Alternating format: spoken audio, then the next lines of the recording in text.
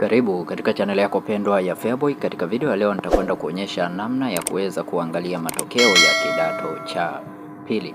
Matokeo ya kidato cha pili mtihani wa taifa, namna ya kuweza kuangalia. Hatua ya kwanza, nenda kwa simu yako sehemu ya Google, na baada ya hapo uta search neno necta.go.tz. Website hii ya Necta itakapofunguka utakuja katika sehemu hii vidoti hivi vitatu. Baada ya hapo utakuja kwenye sehemu ya result.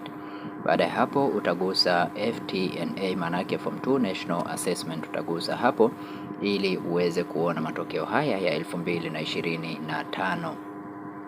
Sehemu hii utaweza kukuta linki ya 2025 imewekwa hapa. Kwa unachotakiwa kufanya ni kugusa hii link ambayo itakuwa hapa ya 2025. Utaibonyeza namna hii ili uweze kuangalia matokeo ya mwaka 2025. Na matokeo utaweza kuyaona katika sehemu hii. Sasa hapa utaweza kuchagua shule ambayo unataka kuangalia matokeo yake, na hizi center zote zimepangiliwa kwa alphabet.